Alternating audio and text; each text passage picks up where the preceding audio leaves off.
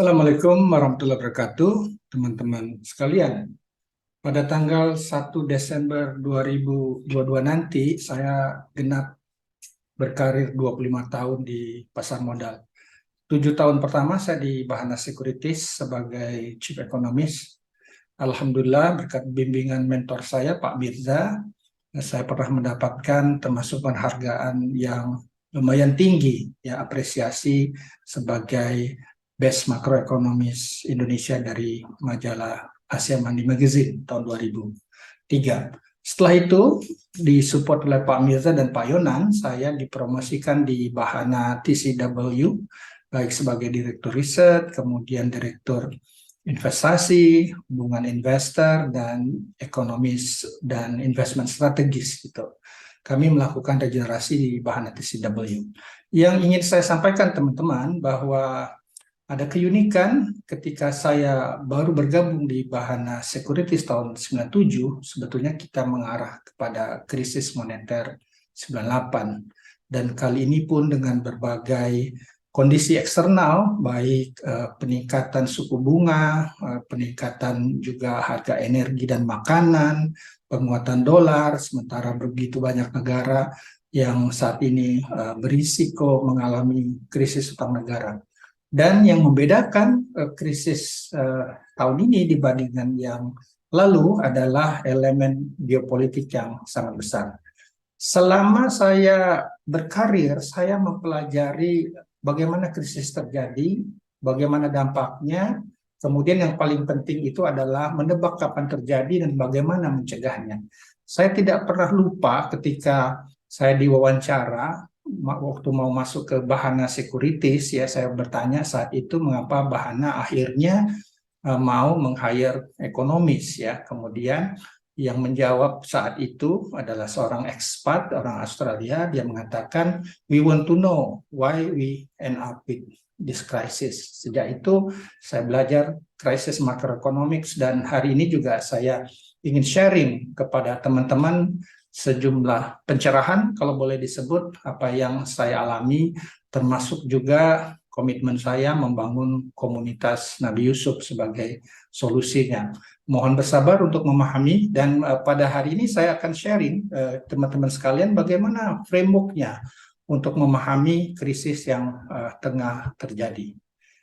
Baik, kita coba lihat, mudah-mudahan teman-teman bisa melihat materi ini ya. Jadi this is the analytical framework untuk kita dapat memahami apa yang menjadi krisis ke depan ya. Jadi kita di sini melihat ada kondisi eksternal yang tidak bisa kita kontrol, yaitu pre-pandemik ya, di mana sebetulnya masyarakat dunia, terutama di Eropa, di Jepang, itu menuju kepada penuaan penduduk ya, terutama di Jepang yang sudah menua sejak tahun 1970 sebetulnya ya, nanti akan ditandai dengan peningkatan angka ketergantungan ya, jumlah mereka yang bekerja terhadap jumlah yang tidak bekerja, apakah terlalu muda dan terlalu tua, itu sangat tinggi.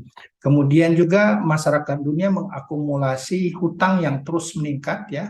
Di Amerika sendiri dilaporkan hutang sekitar 31 triliun ya, sangat besar. Di samping itu ada climate change ya, yang sering memicu bencana alam ya. Kemudian juga waktu itu ada OPEC market share strategi, di mana OPEC berusaha menghadapi katakanlah shale gas, itu akan berpengaruh sekali dengan volatility commodity. Di saat itu juga mulai ada tanda-tanda multipolar hot peace ya, walaupun kelihatannya ini seperti hanya mild ya, rivalry saja. Nah, ketika pandemi itu menerpa ya, stimulus itu demikian besar di berbagai negara termasuk di Indonesia ya. Yang paling menarik adalah bagaimana globalisasi itu berhasil menemukan vaksin yang jauh lebih cepat. Jadi ketika ekonomi mulai dibuka, itu ada suatu ketidakseimbangan yang luar biasa ya. Bagaimana kekurangan tenaga kerja misalnya, apakah karena tidak mobilnya pekerja ya, akibat ya bisa saja penerapan protokol kesehatan gitu. Kemudian juga kita melihat bahwa saat itu dampak dari perang dagang juga dan COVID sendiri itu ada gangguan di sisi rantai pasok ya. Ini menyebabkan inflasi yang tidak saja karena kekuatan daya beli tapi juga karena gangguan dari supply. Kita juga melihat sebetulnya ada yang unik ya, boleh dibilang beberapa tahun terakhir bagaimana kebijakan luar negeri Amerika terhadap Timur Tengah itu berubah ya. Kemungkinan ini terkait dengan bagaimana akhirnya Amerika bisa menjadi the biggest energy producer. Kemudian setelah adanya perang ya, ini memicu inflasi yang lebih sulit dikendalikan ya, karena kenaikan harga makanan dan energi, di samping juga karena wages. Nah, kalau wages sendiri saya bisa tambahkan bahwa kalau perang itu menghancurkan orang dan barang ya, sementara pandemi ini menghancurkan orang, 1 juta orang di Amerika meninggal ya, jadi ada kelangkaan relatif antara orang ya, tenaga kerja dan katakanlah modal ya, sehingga terjadi peningkatan upah dan ini turut memicu inflasi begitu. Nah, kombinasi antara yang namanya biaya energi yang tinggi, kemudian juga ongkos berhutang yang mahal, penguatan dolar yang terjadi selama krisis ini diyakini akan memicu krisis utang di berbagai negara yang umumnya terjadi di Eropa, dan ini akan memperlambat ekonomi dan inflasi sulit dikendalikan. Jadi kemungkinan yang akan terjadi itu adalah stagflation ya, dan juga karena konflik politik ini kemungkinan akan menyebabkan proses deglobalisasi yang selama ini kan memberikan dividen inflasi yang rendah. Jadi suasananya demikian pelik ya, apa yang kami sebut sebagai VUCA. Silakan teman-teman ini ya di googling, ini di analisis. VUCA adalah environment karena berbagai tumbukan faktor ini yang menyebabkan kondisinya ada volatility, ada uncertainty, ada complexity, dan ambiguity. Nah, ini lingkungan eksternal yang tidak dapat kita kendalikan, namun kita juga melihat bahwa kondisi eksternal ini ya tetap memberikan hal yang positif. Tidak cuma Indonesia bisa memanfaatkannya, tapi bagaimana kita memanfaatkannya. Yang saya maksudkan adalah kondisi sekarang ya, kalau misalnya kita observe yang berbeda di berbagai krisis, apakah 2008, 2020 itu adalah harga minyak yang anjlok. Sekarang harga minyak sebetulnya relatif cukup tinggi ya, dan kita punya substitusi minyak ya, yaitu seperti batu bara. Nah, ini kondisi eksternal yang sulit untuk dikendalikan, ada yang memberikan manfaat, ada yang memberikan mudarat ya. Yang paling penting layer selanjutnya adalah apa yang dapat kita lakukan. Dan kita beruntung bahwa pemerintah ini ya menerapkan saran dari Bank Dunia pada laporan mereka tahun 2014, Indonesia Avoiding the Trap. Saya sarankan teman-teman membaca. Nah, bisa dicermati di sana ada yang disebut sebagai productivity driven growth ya, bagaimana kita sebetulnya berusaha dalam membangun perekonomian ini bergeser dari istilahnya paying ya, not financing growth. Financing growth maksudnya kita tumbuh tapi menggunakan utang, tapi kalau paying growth karena kita menikmati surplus, kita bisa belanja apa yang kita inginkan. Nah, saran yang ada di dalam laporan tersebut ya, yang sudah dikerjakan oleh pemerintah seperti closing infrastructure gaps ya, bagaimana kita membangun demikian banyak infrastruktur untuk mendorong produktivitas dan daya saing ya. Kita juga meningkatkan kualitas SDM dan memperbaiki bagaimana berbagai jenis pasar itu beroperasi. Yang impresif adalah teman-teman sekalian, yang menyebabkan profil makroekonomi Indonesia berubah untuk dapat mengimbangi katakanlah dampak negatif dari gejolak eksternal adalah strategi pemerintah yang melakukan downstreaming ya dari sektor-sektor minerba. Ini luar biasa karena ini meningkatkan kita punya trade balance di satu sisi ya, jadi cukup besar, apalagi itu kita menikmati trade balance dengan Tiongkok yang ekonominya diharapkan bagaimanapun tetap kuat ya. Kemudian juga ini bisa meningkatkan pendapatan pajak negara sehingga mengurangi kemungkinan negara akan menerbitkan hutang baru. Di samping itu tentunya menciptakan lapangan pekerjaan. Di kebijakan moneter sendiri ada modernisasi yang luar biasa ya, bagaimana BI berusaha memperluas dan memperdalam instrumen kebijakan, tidak hanya optikal seperti suku bunga saja yang bisa diobservasi, tapi juga ada kebijakan lain seperti makro prudensial. Saya juga pernah makan malam dengan Menteri Kesehatan bahwa ada strategi ya, tidak hanya untuk menjadikan warga negara kita itu produktif dan kompetitif, tapi juga sehat, ya akan diarahkan ini sebetulnya reformasi di industri kesehatan, dan juga yang paling penting adalah social security system kita, gitu. Hal yang lain yang sangat mewarnai ya untuk kesuksesan kita tidak hanya bagaimana kebijakan ekonomi yang mumpuni ya, tetapi juga adalah kepiawaian kita untuk katakanlah memanfaatkan persaingan geopolitik ya. Jadi ini yang dilakukan oleh pemerintah dan dapat kita baca dari pertemuan terakhir G20 di Bali.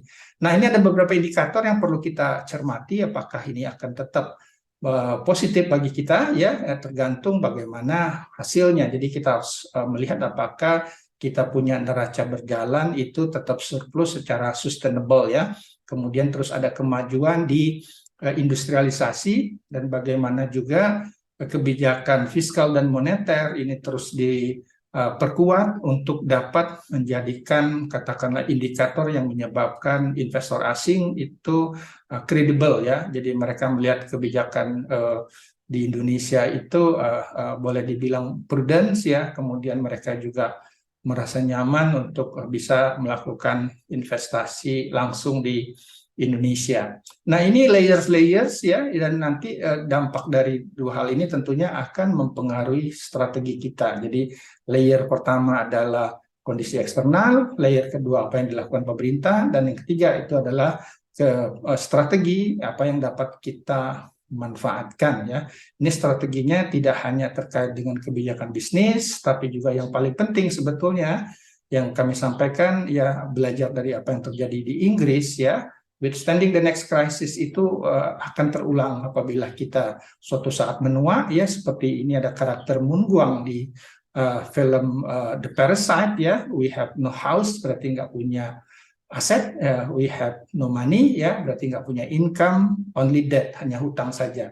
Jadi bagaimana strateginya yang dilakukan di sini adalah kita memiliki cadangan ya. Nah, secara umum memang building resilience ya, building resilient pada kapasitas diri, investasi di talenta. Kalau di perusahaan tentunya bagaimana kita bisa tidak cuma bisa bertahan ya, tapi bisa unggul ya, surviving and striving di lingkungan eksternal yang katakanlah memicu fragility ya. Jadi di sana ada, ini easier said than done terus terang ya. Jadi saya hanya seperti saran istri saya sebagai psikolog ya, hanya membantu orang untuk bisa katakanlah membaca lingkungan dan melihat potensi diri, dan silahkan Bapak Ibu yang pengusaha untuk dapat mendapatkan formula terbaik ya. Jadi ini nanti kita bisa bahas, dan saya juga ingin belajar. Adapun terkait dengan wealth ya, bisa diterapkan life cycle investing. Ini terus terang terinspirasi sekali dari apa yang disarankan oleh Nabi Yusuf kepada raja yang bermimpi melihat sapi kurus memakan sapi gemuk ya. Dan juga saya menyarankan karena gejolak eksternal dan volatility yang seperti terjadi sekarang ya, kita perlu investasi tanpa baperan, karena itu nanti kita perlu belajar acuan untuk cuan, kapan kita ambil untung dan kapan kita cut loss gitu. Yang paling menarik menurut saya kepada generasi muda yang membaca atau mendengar atau menyimak podcast ini ya, bagaimana sebetulnya ini dapat menciptakan kesempatan berkarir di pasar modal ya, bagaimana kita dapat membantu mengatasi tantangan ya, growing old before growing rich, yang dalam komunitas Nabi Yusuf saya istilahnya adalah tuir sebelum tajir ya, dapat membantu mengatasi tantangan tanpa melanggar pantangan karena kita tidak mencuri yang mencukupi rantangan. Akan ada video-video selanjutnya ya, detailnya, dan semoga apa yang disampaikan ini bermanfaat bagi saya sendiri. Apa yang saya lakukan adalah ekspresi kesyukuran telah melintasi berbagai krisis. Terima kasih. Assalamualaikum warahmatullahi wabarakatuh.